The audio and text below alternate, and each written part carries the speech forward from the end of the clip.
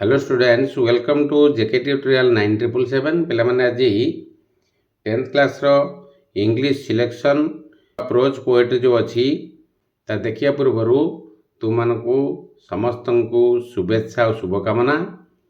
जो English question आसो तुम अति सरल हो मु आशा करुच्ची तुम निश्चित भल कर। जो 6टी सिलेक्शन देती प्रोज पोएट्री ताकू देखीदेव तुम निश्चित लॉन्ग क्वेश्चन एवं शॉर्ट क्वेश्चन पाइपर। तेबे आरंभ करवा अन्य विषय गुड़ी आसो। तेबे ये 6टी को देखीदे तुम लॉन्ग क्वेश्चन सियोर पाइपर। 1 अच्छी village song Sarojini Naidu poet अच्छा। 2 रे अच्छी festivals of north east India.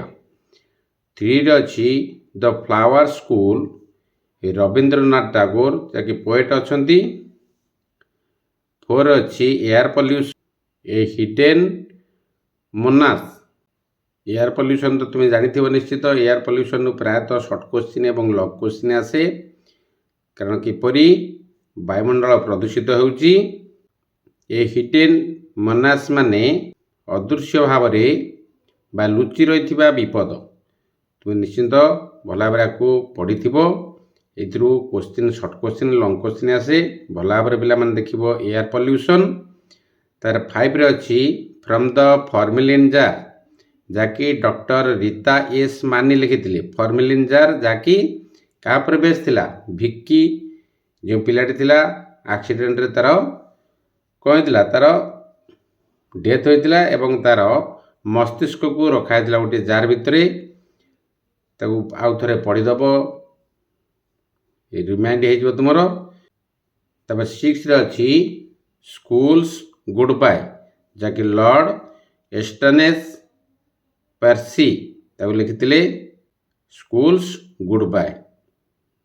बहुत सरफुल अच्छी विषयटी तुम निश्चित पढ़ी कारण फ्यूचर रे कौन करने को हेबो ताकू सेठारे से वर्णना करते जे कि थे इंग्लैंड किए थे से इंग्लैंड एजुकेशन मिनिस्टर थे। पूर्वतन एजुकेशन मिनिस्टर थे England schools goodbye. Future पे कौन कर से विषय लिखिं सी। तापर लक्ष्य कर नॉन डिटेल को देखा। नॉन डिटेल रे 1 अच्छी ए टाइगर इन द हाउस। 2 रे अच्छी द बेकार। 3 रे अच्छी द विलेज जज। 4 अच्छी ए ग्रीन आज बिग एज ए हैंडशेक जहाँकि 4 नंबर टी तुम अति गुरुत्वपूर्ण बाइथ्रू अनेक शॉर्ट क्वेश्चन आसे। आ गोटे द बेकार ये दुईटी को भल भाव देखी। अन्य जो ट्रांसलेशन रहा एसे एप्लिकेशन रिपोर्ट राइटिंग एवं जो ग्रामर रहा ताको भल भाव प्रैक्टिस कर। मात्र गोटे दिन तुम पाखे पूर्व तुम्हें तो भल भाव प्रांजल भाव पढ़ी पुणी थे आउ थे रिवाइज कर भावी तुम्हें निश्चित एतिक देखीदेला तुम निश्चित इंग्लिश रे भल नंबर रखिब। से तुम शुभकामना शुभेच्छा सह रोची। जय जगन्नाथ।